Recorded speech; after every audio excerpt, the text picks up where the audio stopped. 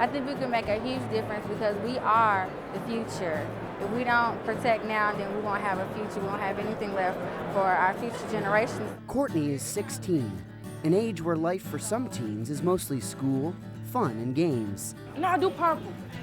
Ooh, a deep purple. Today, what we're going to do is we're going to go around the school and decide where we want to put our recycling bins in the school, in the classrooms, in the hallways, in the cafeteria. Courtney attended a summer program where she learned about environmental issues. While there, she had the idea that she could recruit other teens for a big cleanup effort. Last year was our first year. I think last year we had like 10 students. At our school, one of the main problems is that we have a lot of trash and different. We don't have places to deposit them and things, so they just deposit them on the ground. And so I'm known as Miss Earth Lady or whatever. So if I see someone throwing on the trash on the ground, they're like, oh my gosh, I better pick it up, you know? So they pick up trash and things like that when I'm around, but I just want them to have an actual place to put the trash and not just pick it up and put it in the trash when I'm around. And so, she helped organize a series of events at the school last spring. Last year, our main focus was Earth Week. And during that week, we did like, I think three or four different activities. We had a recycling drive where we asked all the students to bring any recyclables. We told them to bring it to school, and whichever class collected the most would win a pizza party. I think we collected around 1,000 articles of aluminum, and I think around 1,000 plastics. Now, Courtney's volunteerism goals are expanding. Last year was about getting the school involved, but this year is about the community. So we were planning to have like an environmental fair. And during the environmental fair, maybe we could have them, you know, begin the schoolyard habitat also. Getting other students and the community involved in volunteerism can take a lot of time and effort. But she says her plan to start small and grow will pay off in a big way. Me being one 16-year-old, I think I can motivate my friends who can then motivate their school, who can then motivate their community. And like I said before, once the community gets involved, then it can get other communities and eventually the world. What reasons might motivate teens to do volunteer work?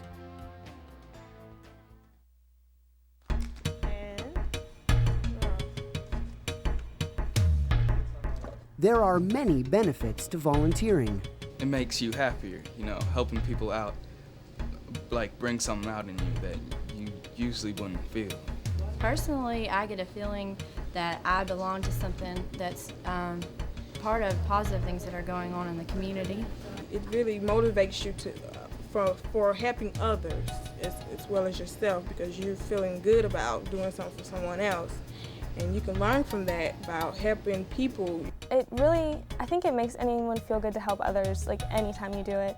Well, I think it teaches you interdependence. It teaches you how you're related to other people in the world, and you have a degree of responsibility for people around you. It's reading about a 7.2, 7.3. I had never really known what it was to get out here and make a difference. You know, I never really thought that people came down and tested the water to see what was in it, but as soon as someone told me and taught me, I was like, hey, you know, that could be really cool. Ashley and her friends are working to clean up the creek that runs behind their high school. I was a freshman here at school, and one of the things that we studied was the stream, because our school was part of the Adopt a Stream program. And then I saw how nice it was down there and how important the streams were. And when we tested it, I found that, hey, you know, there may be a few problems here. And I wanted to find out what really caused the problems. All the treated water. And I started testing other areas of the stream farther up and down the stream to see how the different areas were impacted by the surrounding lands. It's not a question of whether or not dumping into the stream is going to be a problem or not. And you know it's a problem, so you have to, you know, really do something about it. And that's probably one of the hardest things, is convincing people to do something. She recruited a friend, and then another friend, and then a whole bunch of friends to help. Ashley says for her, volunteering her time is the easy part. The real work and reward comes in getting others to join the cause. I would like for everybody to become interested and want to go and clean the rivers, or just not pollute them at all, which would be wonderful. And prevention is definitely the best policy, because if we can keep things out of the water, then it's going to stay safe for everybody. It's actually very refreshing to see people who care about the environment. Sometimes it's hard to see that it's out there. It's hard to get the word around. So it gives you hope that things might turn out to be all right in the future. Now, Ashley and her friends realize that their work can make a difference. Well, at first I was just like, oh, it doesn't matter. My part doesn't matter. But when we started cleaning up out here, we started watching videos of other people, how terrible the situation was around their water. Of course, we have to drink this. I started realizing that if I just did a little, and the next person did a little, and that person did a little, it would all add up, and then it would be much better. I also noticed that a lot of people tend to think that the problem's gonna hit us in 300 years. I'm gonna be dead by then. But I don't think that's the way to go about it, and I think everyone should try to help. People after me, my great-great-great-grandchildren, I mean, they're gonna have a really hard time if we keep polluting. So if we pick it up now and keep it clean, then it's gonna be nice for them too. I think it's great that you can, go out and actually do something and have results. And once you get your results, you can say, well, hey, look, there's a problem in this certain area, so what can we do to fix it? Every little effort counts, so recycling one aluminum can, or just instead of dropping a plastic bottle in the trash can, just dropping it in the container that's right beside it, things like that. Those little things help. There are ways that one person can make a difference. As far as pH is concerned, a neutral 7, so we're good to go. Level 2 swimmers, put your head to the side. Who's level 2 swimmers? Itoro spends many hours volunteering at a Boys and Girls Club. He says getting to this point where he is able to help others hasn't been easy. When he was 13, his parents divorced. I didn't realize it back then, but I realize it now. I had a lot of anger. You try to bottle it up, but you can't bottle it up too much. Like I was getting in trouble in school for no reason, just trying to take out my anger somewhere else. But Itoro's main outlet, football, was cut off when his mom told him he couldn't play again until he got his life in order. That's when he met Jason, a leader at the Boys and Girls Club. I guess you could say I came along at the right time, because he didn't really have that male figure consistently in his life. My mom, she didn't let me play sports anymore. Jason was the one I could talk to about it, and he told me what I needed to do. I get my grades right, start showing her that I can be responsible by volunteering and stuff. I push them to help others in the community, because I really believe when you make others happy, you're happy. So every time he'll go help feed the homeless, I'll be right behind him trying to help feed the homeless. I saw a lot of him and me, a lot of me and him. He kind of turned that anger around into like helping out. Instead of being so angry at somebody else, why don't you go out and help him out? You all right, man? Like the club, man? Yeah. Y'all like it? Y'all like going swimming? Yeah. Volunteering first, I was just trying to get back to playing sports again, playing football at school. And I wasn't too much worried about the people I was affecting. I was just trying to get back with my mom so she would let me play sports. But after you do so much, you can't help but to start loving it, because you see the people's lives you changing.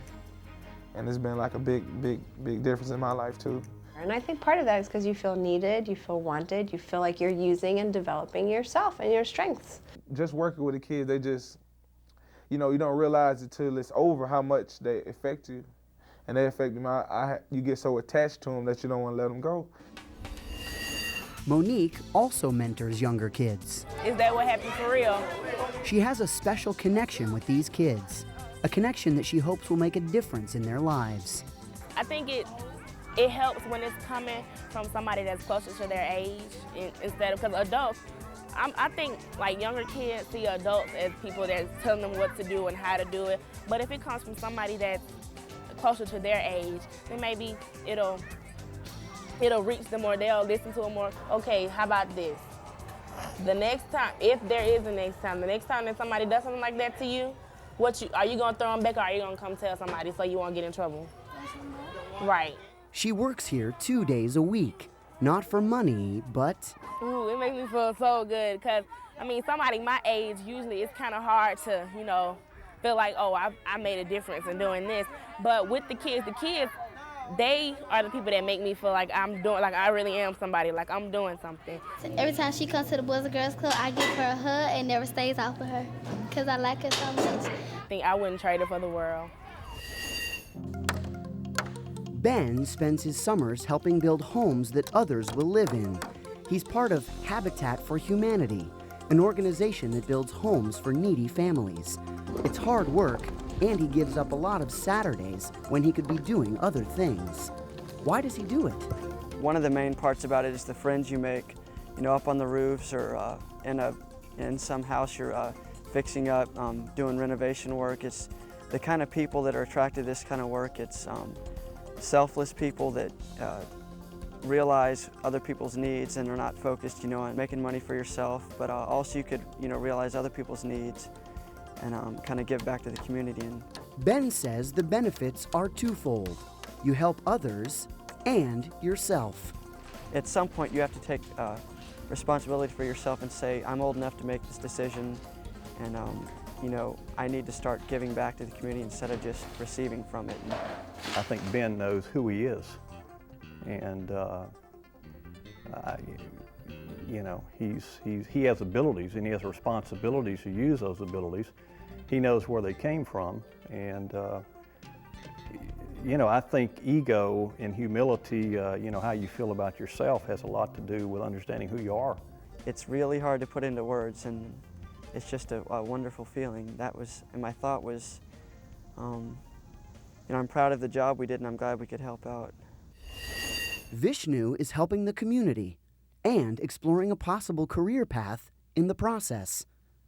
This is a quarterly health publication. He's volunteering at a hospital. How did you get interested in the hospital work? Are you learning a lot about the medical profession while you're here? Definitely. Yeah, you don't get paid, but see, that's not the issue, really. You know, the issue is just helping out, you know, and you have fun while you do it. I think that's a very encouraging step, and I hope other students also follow that get first-hand knowledge of what is the real world. Vishnu isn't sure if he'll study medicine, but he says what matters to him the most right now is that he's helping others. It's great, you know, so many people, so many, you know, so much interaction with other people, really. And hopefully when they're 30, 40, 50, 60, 70 years old, they'll still have that sense of volunteerism and giving back to the community, whether it's at a hospital or a soup kitchen or whatever the place may be. It's there, and if it's there, you must, you know, seize the opportunity.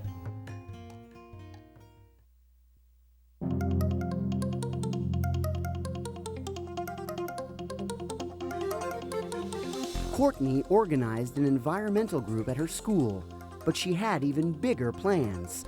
She and other members of her group headed to their state capital to talk about environmental issues in their community to elected officials. You can actually come out if you have a problem and call your senator and actually talk to him face to face instead of just having to write a letter and so impersonal, but you can actually come out and be personal. I know that one of you will one day do what? Serve. I have no doubt that one person amongst you will be up here at some point in time. It's kind of a little overwhelming just to see all of these things going around all day, every day. It's just an honor to be able to come and see and share and different things with my classmates and everything. But I'm glad we came here so that, you know, we can see how things work and we can go through a process. We know the process now, so we can just go through the process faster since we know what's going on. Courtney and the other students learned how elected officials conduct business, how ideas much like her own get introduced as legislation and eventually become laws. It's more than just a civics lesson. She's learning that her own activism matters. Having a voice in the community means a sense of power. I learned a lot here, that you can actually come up and speak to your senator. I thought you had to go through a letter writing thing. I didn't know that you could actually come up and directly talk to them. So I think this is a good idea, and we'll go back and share it with our students to let them know that it's not impersonal. You can actually talk to them. Already, Courtney is thinking about how to apply the lessons learned here to her ongoing volunteer efforts.